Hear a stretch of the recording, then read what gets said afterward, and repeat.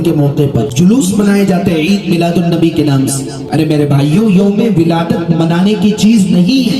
یاد رکھیے میرا یہ جملہ، سیرت منانے کی چیز نہیں ہے بلکہ سیرت اپنانے کی چیز ہے.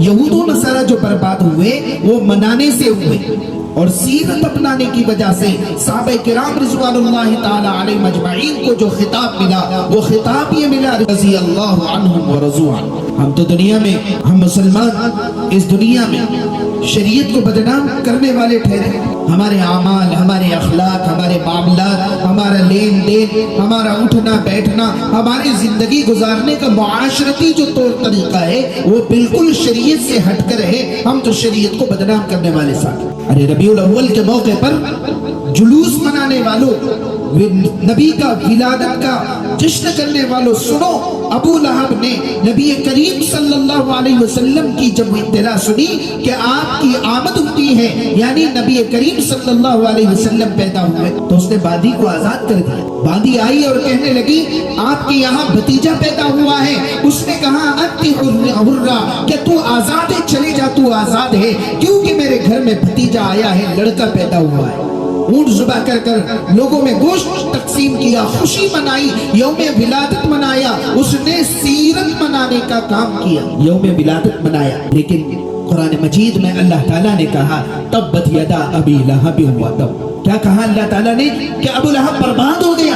سیصلی نارا ذات لہب، ابو لہب تو جہنم کے گڑھے میں گر گیا. یعنی جس نے یوم ولادت منایا اس کے بارے میں قرآن نے کہہ دیا وہ جہنمی ہے، وہ برباد ہو گیا ہے. کیوں؟ اس لیے کہ اس نے یوم ولادت تو منایا لیکن سیرت کو اپنایا نہیں ہے. اور وہیں پر حضرت سیدنا بلال حبشی رضی اللہ تعالیٰ عنہ کی ایک مثال ہے. کالے کلوٹے صحابی ہے، آپ غلام ہیں، آپ کا کوئی پرسان حال نہیں ہے، معاشرے میں آپ کا مقام بالکل نیچا ہے. لیکن نبی کریم صلی اللہ علیہ وسلم نے جب اعلان کیا قولوا لا الہ الا اللہ تفلحوا، کہ تم لا الہ الا اللہ کہہ دو کامیاب ہو جاؤ گے، تم اللہ کے ایک ہونے کی گواہی اور میں اللہ کا رسول ہوں اس کی گواہی دے دو، تم کامیاب ہو جاؤ گے. سیدنا بلال حبشی نے فوراً کلمہ پڑھا، ایمان میں داخل ہوئے، سیرت اپنائی، اخلاق بنائے، رسول اللہ کی تابعداری میں رہے.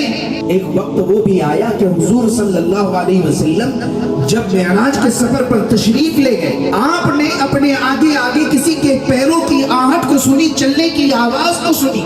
حضرت جبرائیل علیہ السلام سے کہا یہ کس کی پیروں کی آہٹ مجھے جنت میں نظر آ رہی ہے؟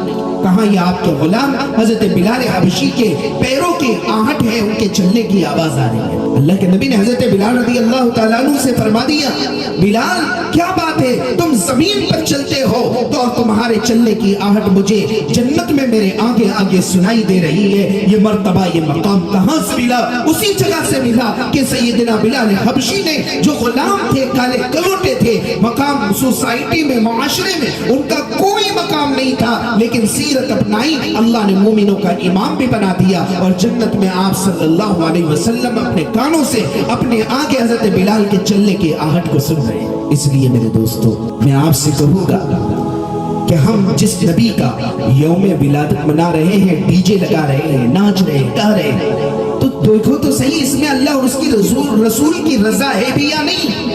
اگر اس سے اللہ اور اس کے رسول ناراض ہو رہے ہیں، یہ ڈی جے بجانا، یہ جشن کرنا، یہ رقص کرنا، یہ گانا، یہ ناچنا اور یہ ڈی جے کے سامنے اپنے آپ کو پیش کرنا، یقیناً یہ تباہی کا اور بربادی کا سبب بنے گا. اللہ اور اس کے یہاں پر ہمیں مجرم بنا